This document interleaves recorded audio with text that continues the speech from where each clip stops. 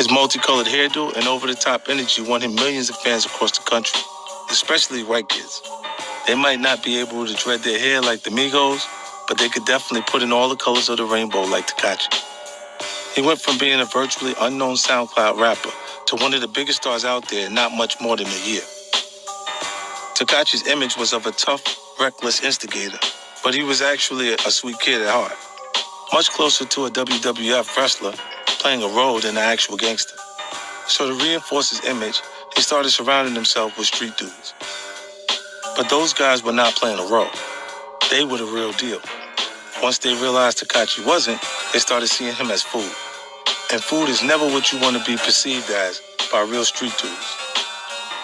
As his star rose, Tekashi and I began to build a friendship. I liked that he was brash, that he didn't seem to be afraid of the moment. A lot of people even said that Tekashi reminded them of a young me. One day he called and asked if he can come to my office. He had some run-ins with the law, and promoters were starting to get nervous booking him. He needed advice. When he arrived, I didn't see a brash young man or an arrogant rapper. I saw a scared kid. Settling into a chair in my office, Tekashi got right to the point. 50, what am I supposed to do? I had to give him credit. He acted wild in public, but in front of me, he was willing to be vulnerable. He was smart enough to know he was in over his head. He and I had never had conversations about what was going on. But as an experienced observer, I had a good guess where the roots of his problems lay. Your biggest issue is going to be internal, I told him. You got too many people around you, and they're not really supporting you. They're supposed to be your team, but they don't have your best interests at heart. If you don't get that situation together, it's going to be a problem. I told him this because I've been hearing he'd been switching up crews a lot. 1 month, he'd have a bunch of guys around him. The next month, they'd be replaced by a new group. He was swapping crews the way some guys swap cars. Ride one for a while, then trade it for another. He probably thought that was all a part of the act, but I knew it was a serious miscalculation. When you bring people around as a rapper, there's an expectation that you provide them with opportunities. Help them get noticed as an artist themselves or get established as a behind-the-scenes player. Introduce them to brands they can get checks from. You only have a limited amount of time to make good on that expectation. If you don't, confusion will set in. It will grow faster if they see you suggesting the opportunities to other people.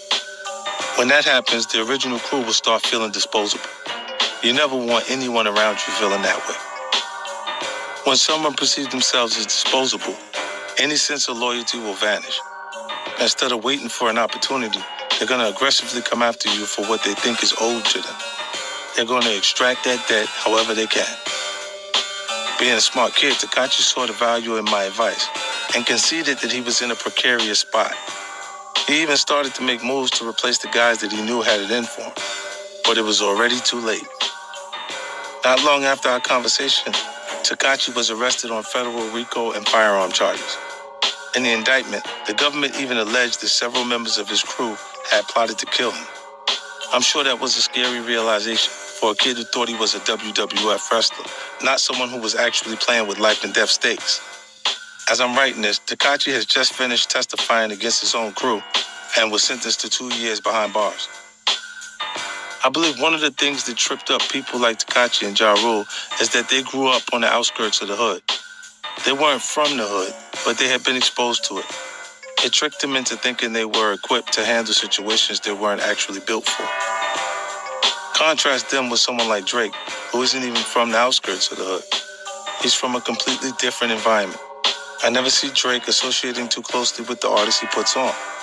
He always keeps a good deal of space between himself and whoever he's associated with at the time. He's smart enough to judge his own character and concede that there are some forces he won't be able to harness. Tekashi was a great judge of what white kids wanted to listen to in order to piss off their parents. But he wasn't as good at assessing people's characters and intentions. Sadder still, I really think Tekashi's a perceptive kid. If he would have slowed down and taken the time to study the people around him, get a feel for their energy, he would have realized that they weren't the right fit for him. Instead, he was in a rush. The Instagram likes and retweets were coming so fast that he probably started to confuse social media with reality. On social media, the guy throwing up signs next to you is your man until the end. You're ride or die. In real life, things are never that simple. Jealousy and envy grow very easy, especially when they start getting a taste of success. If you bring a bunch of wolves in your circle, you better be damn sure to feed them. Otherwise, it won't be long before the pack turns on you.